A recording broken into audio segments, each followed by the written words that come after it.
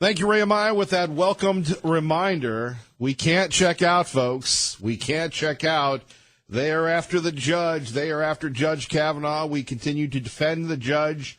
This is going to be a big week in the Week of the Republic right here in Idaho. Can't wait to hear what you have to say at 580-5436. 580-KIDO. The Kevin Miller Money word of the day in the 6 a.m. hour is share. Share. Not like Sonny and Cher, but sharing the love, if you will. Share. Don't forget to listen at 6 a.m., at 8 a.m., and at 3 p.m. for the Kevin Miller Money Words. The more words you get, the greater your chance to win up to $5,000. Go to KIDOTalkRadio.com, win Kevin Miller's money. Take a look at that, and I hope that you're a winner. Joining us now is Danny Toma, America First, understanding the Trump doctrine. Danny, thank you for joining us. Well, thank you for having me on. So we take a look at what the president is fighting. Unprecedented resistance. Heck, they even call themselves the resistance. Have we ever seen anything like this, sir? Well, not in my lifetime. There's been the very few times I think when America has been divided. I don't want to say it's unprecedented. I mean, we did actually fight a war with one section of the country against the other, so that probably goes bigger than this. But this is certainly bigger than even the protests, I think, during the Vietnam War, in that you have one section of the country, one group of people, one party, you might even say, that seems to reject the very principles upon which our republic was founded. And yet it is happening. What do you make of the latest with everybody trying to, well, not everybody, but this whole Me Too against what everybody has agreed is a nice young man, Judge Kavanaugh? Is this just because he's Trump's guy? I think it is. I think it's, we have this sort of politics of personal destruction going on right now. The thing that gets me is, without even getting into the merits of the whole accusation, the fact that the Democrats had this information 7-8 weeks ago and sat on it until after the hearings were over and waited and said, oh, by the way, we have this accusation, suggests to me that they were just playing this destructive form of politics all along, or maybe even that they themselves didn't put much credence in it and said, let's see if we can get him, and if we can't, we'll pull this thing out of the basket as a last ditch effort. I think it's really sad. And of course I don't talk about this in my book so much, America First, Understanding the Trump Doctrine, because I'm talking more about foreign policy. But we see the same things kind of happening with Trump's foreign policy, positions that many people on the left, many Democrats would advocate, which is for a more humble foreign policy, a foreign policy that puts America first, that looks out for the interests of Americans. The fact that Trump is trying to get us back to this type of foreign policy that is the one that the Founding Fathers bequeathed to us, the fact that he's advocating it makes them automatically interventionists all over the world. Well, let's talk a little bit about foreign policy. Danny Toma joining us from Oxford, Mississippi. You an Ole Miss fan? I am. I'm a double graduate of Ole Miss, undergraduate in law school. Well, you and John Grisham and our friend Chuck Ambrose, a lot of great attorneys coming out of there.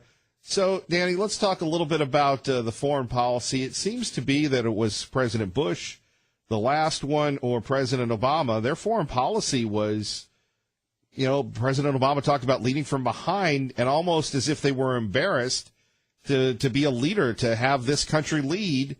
What message did that send to the world, and how big of a culture shock was it for the Chinese and the North Koreans and the Russians to have a guy that loves America? Well, I think it is a shock, and I think one of the things that it plays well is that Trump, unlike so many presidents, and I would include not just Obama, but even George W. Bush, said one thing on the campaign trail, but when they got into the office, at least in terms of foreign policy, one may have pushed the envelope a little more than others in certain areas.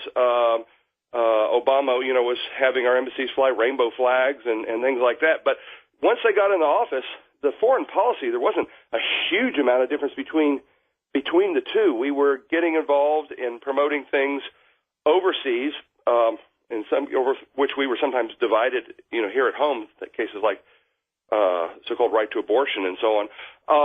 This idea that we needed to go, that we were the indispensable nation that needed to go and tell the benighted populations of the world how they needed to live their lives, what kind of laws they needed to pass, how they needed to run their governments, things that didn't affect an American anywhere. And in fact, one could argue that by putting our noses in places where we didn't belong, we actually put our own people at risk. President Trump came in campaigning on the idea that, yes, we need a vigorous military, we need a vigorous diplomatic corps, we need a vigorous government that looks out for the interests of Americans, America first, and doesn't need to get involved where American interests are not at stake. And when he actually came into office and followed up on that and did exactly what he said, people's heads exploded because they weren't expecting a president who actually used his campaign promises as a blueprint for what he hoped to accomplish.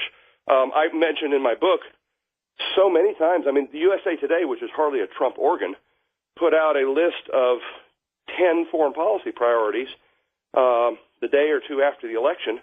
And what's interesting is Trump has either accomplished them or has made significant progress on all of them. I have a whole section about that in my book. So it's an amazing thing, and we're seeing with a lot of the power players in the world, despite what the media says, a certain respect because this is a president who doesn't put all his cards on the table for everyone to see. Indeed. Danny Toma joining us, talking about America First, understanding the Trump doctrine. What about Russia? Yeah, Russia's it's a problematic relationship, but one of the things that Donald Trump said, and I hope he continues to do this. I have a whole chapter on Russia in my book. Donald Trump came to office saying he didn't think it was a bad idea that insofar as possible the United States and Russia get along. People acted like he was talking about making a deal with Satan or something like that. And that's not just Democrats, but even people in the Republican Party. The way I look at it is, if we could find areas of common accord with the Soviet Union, and in the Soviet Union, Ronald Reagan called it the empire of evil, and it really was. It was a country that was based on an insidious anti-human philosophy, but we were able to come to accord with them from World War II on over different areas, while at the same time, obviously, keeping an eye on them and looking out for to make sure that they were not able to carry out their goal of world domination. Russia's a different place. Nobody thinks that Vladimir Putin is just some sort of misunderstood sweetheart. I don't think anybody's advocating that. But the fact of the matter is, you do have a leader in Russia who's looking out for Russia first, looking out for Russian interests. We have a leader in the United States who's looking out for America first, looking out for American interests. And based on those, we should be able to find some areas of common accord. We have a lot of things in common. We have some common enemies, radical Islamic terrorism, for instance. Russia has, if anything, an even longer experience with that. We can benefit from mutual cooperation on areas of common concern, while at the same time defending our own interests. So Donald Trump came into office with one of his goals, stated goals, as trying to have a better relationship with Russia, insofar as is possible. It depends not only on us, obviously it depends on them. So that's something laudable. That's something we can work for, while at the same time standing up for our interests wherever they're threatened. Indeed. Danny Toma joining us from Oxford, Mississippi, America First, understanding the Trump doctrine on 580 KIDO, 107.5 FM, 580 AM. So, Danny, how do you see this playing out with North Korea? People seem to be very critical, saying the North Koreans are playing us. What did you find out in researching this book? Well, I talk a lot about North Korea in the book. I think we're on the right path. It's way too early to declare victory or to say that this thing is definitely going to be resolved, but I think we've made dramatic steps. Think about it. Since 1950, Pyongyang and Seoul have officially been enemy capitals, because 1953, when the Korean War ended, it really didn't end. There was a ceasefire. And so, technically speaking, North and South Korea have been in a state of war ever since 1950. Seoul and Pyongyang have signed a memorandum agreement that effectively ends the Korean War. Think about that. 12 U.S. presidents before Donald Trump could not bring this about. It's happened in the first year and a half of President Trump's administration. There's still a long way to go. But the fact that the rhetoric out of North Korea has changed dramatically, the fact that our president has some sort of relationship with Kim Jong-un, I mean, people act like that's a bad thing, but the fact of the matter is, with any kind of bilateral type of relationship, you've got to start with talking, whether it's an ally or whether it's an adversary. If you don't start with talking, then nothing gets done. And as a former diplomat, I understand the importance of that. Well, finally, long way to go, but I think we're on the right path. Finally, what makes Trump unique? Well, I think what makes Trump unique is he's not a politician. He doesn't come from a political background. He's a businessman, and a successful one at that, which means he does not have a certain course of action ideologically invested in him. In other words, he's a pragmatist. So he believes in taking what works and rejecting what doesn't. I think that's very useful. And so it allows him to use things like in trade, things like punitive tariffs, which, while they were a mainstay of Republican policy all the way through the early 20th century, as I talk about a lot in my book, it's something that, it was outside the political orthodoxy of modern times. However, he's been able to use some of these tools, and how has the economy responded to that? Our economy is booming, our unemployment is at record lows, manufacturing's way up, consumer confidence is way up, so these things are working. That's what you have. Trump is all about winning. Trump is about putting America first, defending the interests of Americans at home and abroad, their safety, security, and well-being. And as a pragmatist, I think he's open to using whatever it takes. And finally, what do you make of the reports, unrelated to foreign policy, but of Assistant U.S. Attorney General Rod Rosenstein possibly wearing a wire? He said, he was just being sarcastic. I'm sure people at the highest levels of government have the same type of office shenanigans, Danny, that we in radio do. Maybe. I don't know. I was frankly astounded by that. I hope he was being sarcastic, but there's a lot of people in very high positions of authority that just don't like the direction this president's taking, and they've decided to put their own personal agendas even above the Constitution. You have liberal organs like the Atlantic are even calling for discarding the Constitution and coming up with one. I don't know if you saw that a few weeks back. We're at a critical moment in our republic. The fact that you have a significant portion of the population that, often, is bordering on the verge of calling for a coup d'etat is pretty disturbing, just because they didn't get their way in the 2016 election. Ironically, and as I mentioned this in my book, those same people were the people that were telling us back in 2016 that Trump was dangerous because he wouldn't abide by the terms of the election if Hillary Clinton won. Right. Well, Mr. Toma, we appreciate you. Hopefully, I don't want to call you the Rebs, but the Land Sharks will have a good season, and thank you for joining us, brother. We're still the Rebels, but just with a different mascot, that's all. All right, brother. Always the Rebs, then. Always the Rebs. That's right. Well, all right. Well, thank you for having me on, and again, my book, America First, Understanding the Trump Doctrine, available at your local bookstore, and if not, available at all the regular online distributors. All right, Mr. Toma. Take care, sir. Thank you. Appreciate it. Thank you. Danny Toma joining us, talking about the Trump Doctrine. Speaking of the Trump Doctrine, how would you like to wake up to this Monday morning? Apparently now we have another person who has said that Judge Kavanaugh has molested her. She has even less credibility than Dr. Ford. We still don't know if they're going to have this big showdown Wednesday or Thursday. And, yes, the Assistant Attorney General was caught saying that he was going to wear a wire to try to get the president, get him out. Details next. I can't wait to hear what you have to say. You're listening to 107.5 FM, 580 AM, Kevin Miller, KIDO Talk Radio. Thank you, Dave Ramsey. By the way, going on record, we are defending Judge Kavanaugh. We look forward to Justice Kavanaugh saving the United States Supreme Court, saving the Republic. Coming up, the plot to derail Kavanaugh, the plot to ruin a man's reputation. Oh, my goodness. People are saying, Kevin, you're too stressful. We've got to check out. No, that's what they're planning on. Let's get to the big story of the day. Apparently now a second Kavanaugh accuser comes through. Let's go to George Stephanopoulos from ABC's Good Morning America with Rowan Farrell. You remember Rowan Farrell? He's the guy that took down Harvey Weinstein. He's the guy that took down Les Menvez.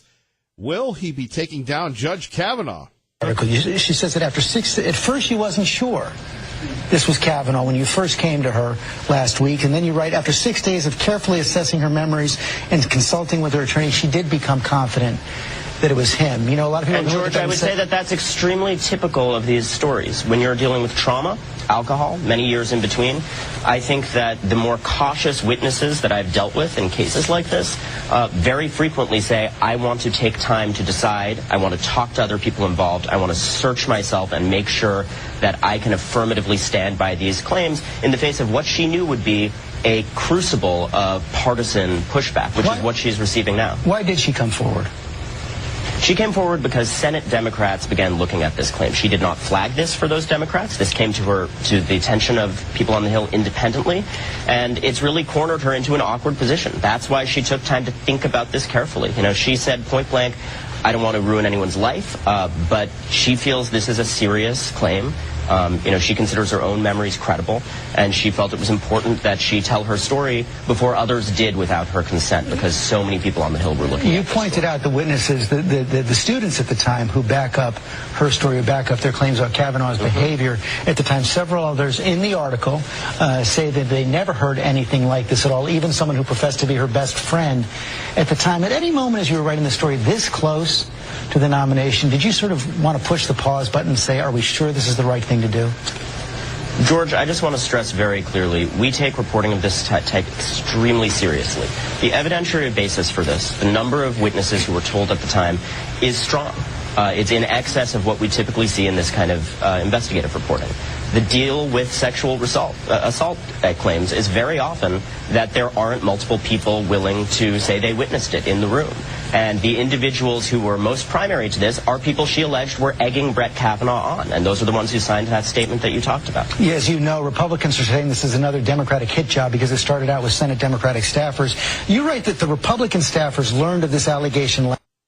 And there we have it, Judge Kavanaugh. Apparently now we have another woman. And, of course, this is what the Democrats want, to take down Judge Kavanaugh. And you're going to have people going, ooh, what do you think? I'll tell you what I think. This is a smear job. This is, again, a way to derail what Donald Trump did fairly and squarely. He won the election. We should be able to pick the Supreme Court justices. We should be able to have conservatives. We've had the libs on for years. What are they afraid of? More of that in a minute. Traffic and weather together. Let's get you to work safely and on time. Jim Duthie. The offer is Thursday at 10 o'clock.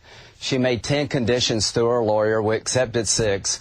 We're not going to turn over to the other side how many witnesses to call. There'll be 2 witnesses, Dr. Ford, then Judge Kavanaugh, and we'll hire our own counsel. They contest those 2 things. If they continue to contest those 2 things, they won't be a hearing. If they really want to be heard, they can be heard in a small room with a lot of security, limited press availability. She'll be treated fairly, but we're not going to turn the hearing over to her lawyers, and we'll see. I hope she comes. I will listen if she does. That is Senator Lindsey Graham of South Carolina from Fox News Sunday that you can catch right here on KIDO Talk Radio. Here is Senator Patty Murray of Washington, a Democrat. By the way, this is a great reason why you shouldn't live in the state of Washington. We have been pressing for an FBI investigation that should only take a few days, so there are other facts out there. Right, and if it only takes 2 days, well, that's not enough, right, Senator Murray? If someone says, my car got stolen, you don't presume they're lying. Right. But if someone says... Right, but you don't assume that your neighbor stole your car either. Where is the presumption of innocence? And what the Democrats are doing, making Judge Bork and Judge Thomas seem like kindergarten stuff, folks. They're sending a message. No more conservatives. It doesn't matter whether you win or not. We're going to smear you. We're going to destroy you. I was sexually abused. People today sometimes presume that they're making it up, that they're whatever. It should be a presumption of innocence and then have a fair process to go through to determine. Has anybody given Judge Kavanaugh, outside of you and Kevin Miller, the presumption of innocence? Where are his defenders besides Donald Trump? Really, where are the Senate Republicans? They're just squishy, rolling over because they don't want to be members of the He-Man Woman Haters Club. It doesn't matter. They're already there because they're Republicans and because they're men. More coming up. Would love to hear from you next. 580-5436. 580-KIDO. You're listening to 107.5 FM, 580 AM with Kevin Miller in the morning. Good morning, Doug. Good morning, Kevin. Fortunately, we had a good saying that we've held firm to this day, as the dean was reminding me before the talk, which is what happens at Georgetown Prep stays at Georgetown Prep. That's been a good thing for all of us, I think. There we have it. Judge Kavanaugh making a joke. Now, again, this was in 2015, right before he was confirmed. And you think about Judge Kavanaugh to the D.C. court, you think about this. Would he really make a joke about that if he were guilty, as everybody has said that he is? Or at least one side is. Phone numbers here, 580-5436, 580-KIDO. Kevin Miller with you here. Blessed to have you with us. We'll have more of your comments coming up. Joining us now, live from London, thanks to our great mothership, the Big Fox, Simon Owen joins us on Fox News Radio, KIDO Talk Radio. Simon, good morning. Good morning, Kevin. Well, another day, another round of tariffs, and the Chinese are mad. Well, I don't know if they're mad, but it kind of sounded good to say. Yeah, I think they're frustrated. This is a day that's been marked in the calendar for a little while. The imposition of a new swathe of tariffs, both by the American side and by the Chinese side.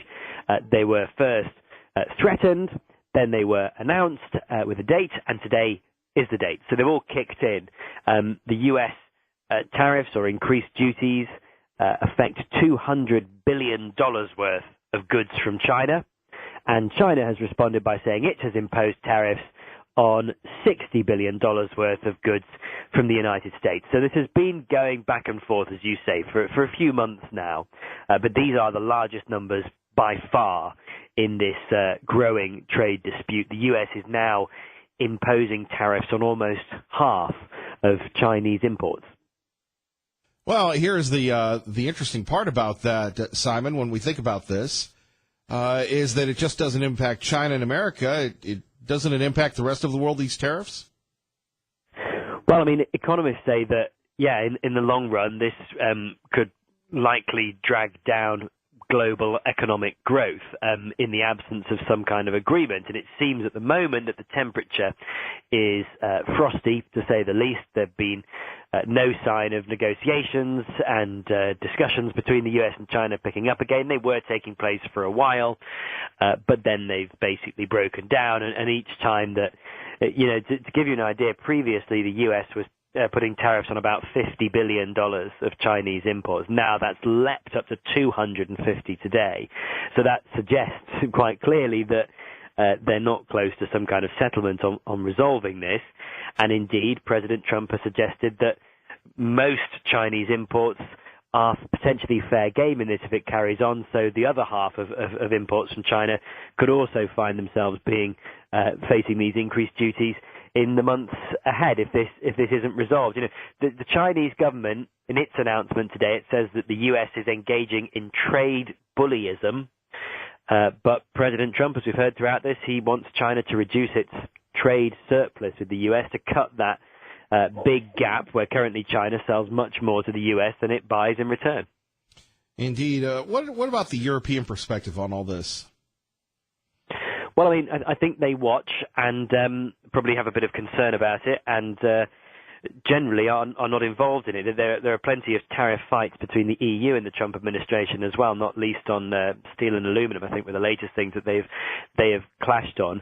China has been going about trying to recruit a few European allies in this, Germany notably, countries that have said a trade war is bad news. China said, well, look, we think it's bad news as well, so why don't you back us up? But so far, other countries have been reluctant to get involved, so it's really looking like a two-way fight. And if you look at the list of products that are hit by these tariffs today, the US list previously was largely focused on industrial products, machinery and components, not really consumer-facing sort of things. But today there's a new list out, 5,700 items on it, and they include bicycles, furniture, handbags.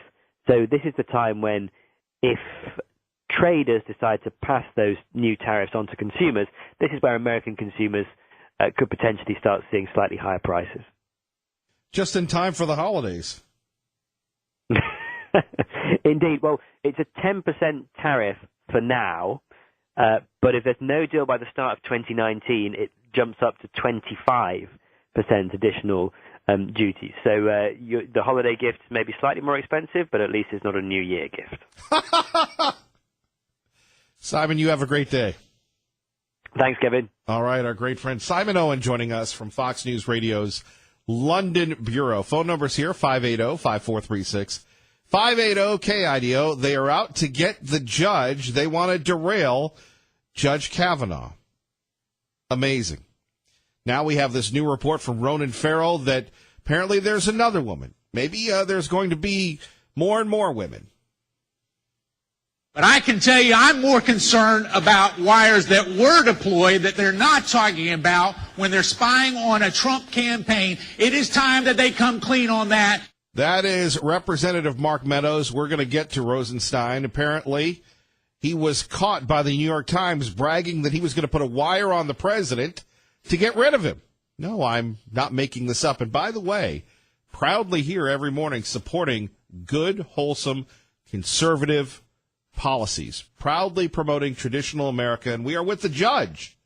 We are with Judge Kavanaugh. We're not like some folks and going, well, let's see what people say. No, Republicans, it doesn't matter whether you acquiesce or not. You're still going to be vilified, so you might as well stand on principle like the good people of Idaho. Hank, good morning. You're on with Kevin Miller, KIDO Talk Radio. Hello, Hank. Hello. I'll say this. This is kind of ironic. All in the name of killing babies. To the Democrat Party, this is a sanctified right, and anything goes in protecting this right. I mean, this Mrs. Ford was an abortion activist, and the smear on Judge Bork in 1987. The smear on Thomas had everything to do with protecting the right to kill babies, and I mean, this is what the Democrat Party stands for. I mean, irony of ironies, and even if they, let's say that they overturn Roe versus Wade, you'd even have a battle in the state of Idaho, which is supposed to be the reddest of red states, in getting a complete ban on abortion. Many of your Republicans, the same Republicans that would be against any form of reducing gun control or in the state, would probably be the likely Republicans that would probably resist a push to completely abolish the right to kill babies in Idaho. So, I mean... Well, speaking of Idaho, Hank, let me say, I got to tell you, I saw A.J. Belukoff this weekend at Fit One. By the way, thank you to everybody that stopped and saw me at mile marker 1 or 5 or whatever out by Elmer's. I always have the best spot at Fit One because I'm by Elmer's, so I go and have breakfast, and then I'm kind of unfit one. But, you know, there I see A.J. Belukoff, no entourage, running in Fit One. And how badly are people that identify themselves as Democrats are rejecting and reflecting and just saying, what a bad call we made during the primary. A.J. would have been a much better candidate, a much more competitive candidate, and he would have, you know, again, between he and Brad Little, you could kind of shade the differences, and it would be a competitive race. It was a competitive race with Butch Otter. This one, I mean, you got to talk about buyer's regret, state Democrats and Paulette Jordan. Well, you're probably right, but even Blukoff would have had problems with his party activists on the question of this is what killed the Democrat Party. Anders was the last governor to thread the issue somewhat successfully. In other words, he presented himself as being morally opposed to it, but actually resisted any attempt to put restrictions on abortion when he was governor back in 1987 through 95. But Blukoff, this is something, and Anders resisted the radicals in his party for the extreme abortion stances because it's political, it's poison to the state. The fact of the matter is, Democrats ceased to be a competitive party, starting with the women's rights amendments, and then coming out with the strong thing of abortion that made them politically uncompetitive in the state. I mean, abortion is a poison pill to the Democrat Party, and even Blukoff would have had a difficult time because if he turned away against it, he would have had his party activists against him, his own party base. Well, and you see the crazy party activists, they've given the Democrats one of the most confused, how should I say, misdirected candidates that we've seen in recent years. Well, she's inexperienced, and she's trying to talk out of both sides of her mouth. And you know, and her comments that she's a real American, does that mean the rest of us aren't? Well, again, this is the race thing. She's the original American because she's American Indian. The rest of us are So we're interlopers. Is that what you're saying, Miss Jordan? Is that so? You're going to get right? Or you're going to give preference to the people that were here first, in your opinion? Okay. One more thing before I get off here. The Sessions should fire Rosenstein without question, and the fact that he's not doing it means I don't think he's fit. I don't think. Well, you heard Sean Hannity begging Mr. Trump not to fire Rosenstein, and we'll get to him on that. But I mean, look, if there was ever a case to fire that little sniveling weasel, it would be what we found out from the New York Times. Well, the thing is here's a guy who's in charge of the investigation against Trump, who's not only he's a witness, he's a participant in this. I mean, he can assume every role in it: the prosecutor, a witness in this case, and a possible person for conviction in this case. He fits all the roles, and I think there's a problem in American legal ethics or procedure of having somebody not only judge, jury, and witness, but a possible participant, a witness and participant in this. Very good, Hank. Thank you for the call. Thank you. Bye. Bye-bye.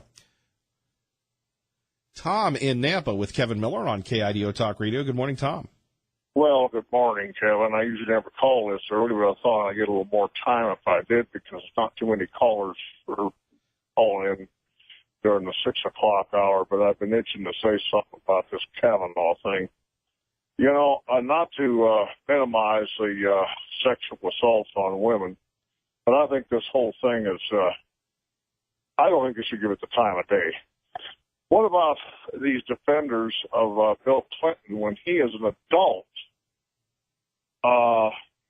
There was 2 women came forward. I think there's others I can't think of at the time, but Jennifer Flowers, Paula Jones, and they were vilified by the very same people that are now making such an issue over this thing with Kavanaugh was something that happened at a drunken teenage party when he was a kid.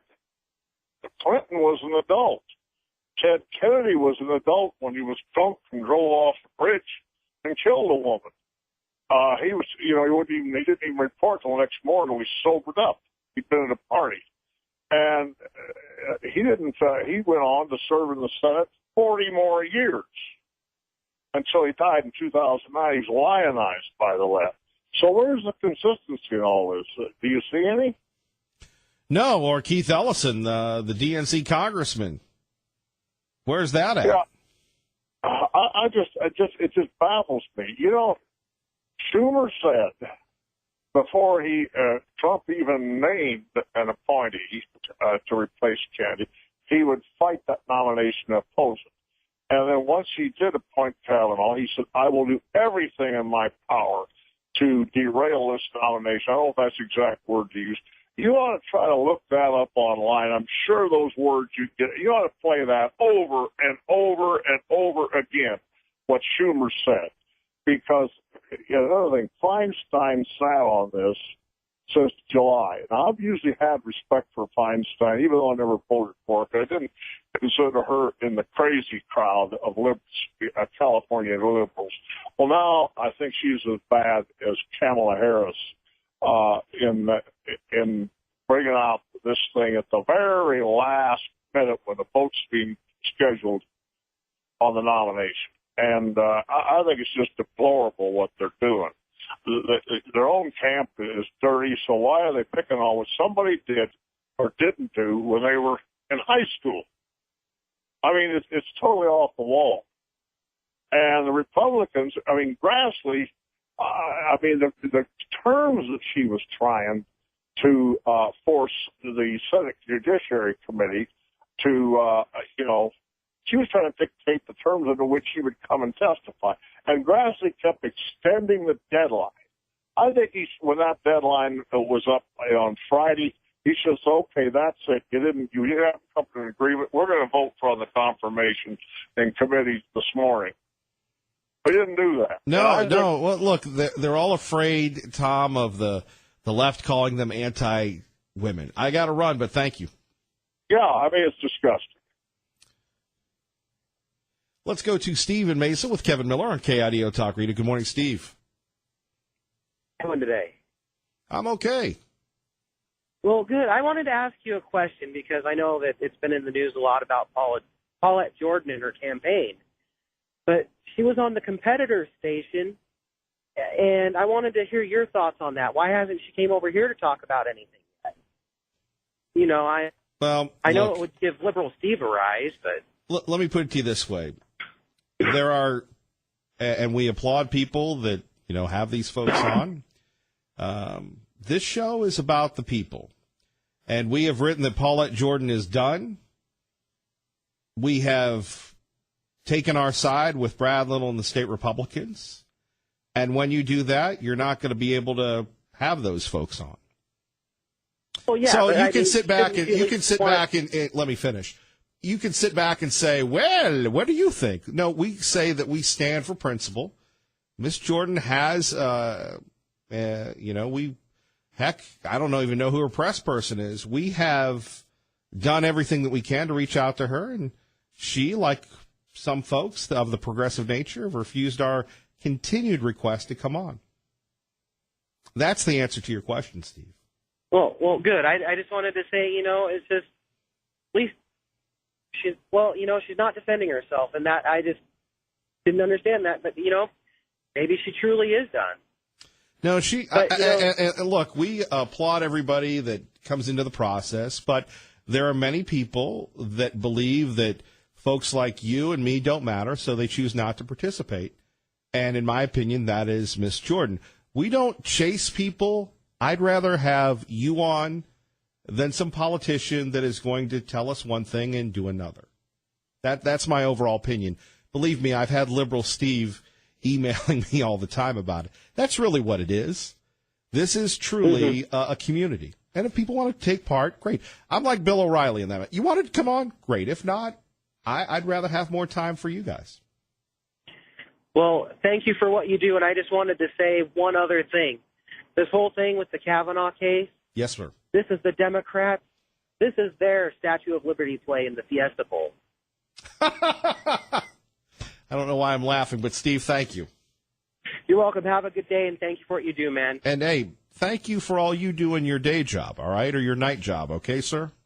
Well, all right. You make a difference. You make a difference. All right. Well, thank you. Thank you. Kevin Miller, KIDO Talk Radio.